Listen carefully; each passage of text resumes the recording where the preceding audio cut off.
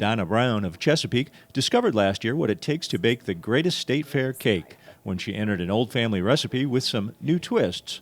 Donna used a 3-tiered pan her sister gave her, added an almond glaze, and finished with some decorations. It made for a very pleasing presentation for both the eyes and the taste buds. There was a pound cake division, so I entered the pound cake, my almond pound cake, which is a family recipe. And it won first place locally, and then it won first place at the state fair. That was our birthday cake growing up. My mother always did this almond pound cake, and so that always stayed with us. But again, I didn't start really baking that and giving it as gifts and obviously entering the state fair until like 3 or 4 years ago. But then my daughter, when she got married 3 years ago, she had asked the year before if I would, not bake her wedding cake, I couldn't do that, but make the mini almond pound cakes as favors. So I made 240 of those. Competitions like the baking contest are one of the strongest traditions at the State Fair of Virginia, which runs from September 23rd to October 2nd this year.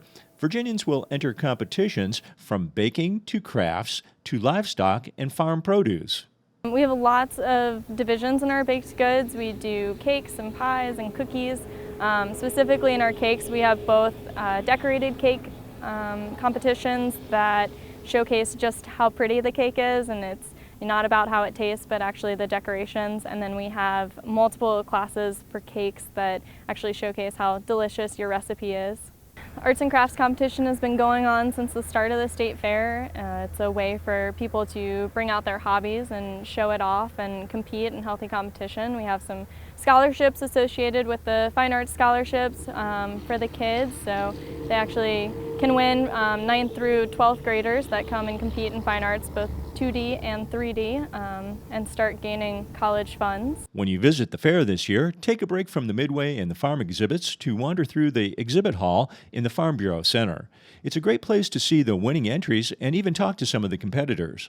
You may learn a few secrets that will help you with your craft or hobby.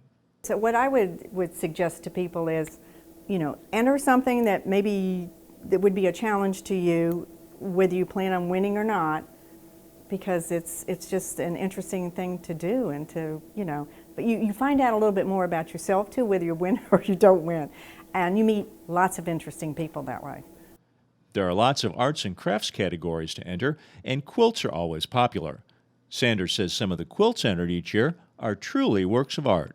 We have certified judges that are here that go through every single quilt that we have that comes in. Typically we get anywhere from 100 or just over 100 in the competition. They're housed in the Farm Bureau Center during the state fair.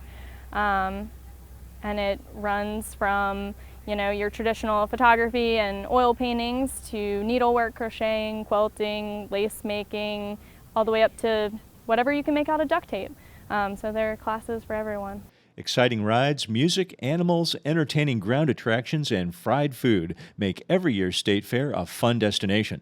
But this year, don't miss visiting the exhibit hall and checking out the State Fair of Virginia competition entries.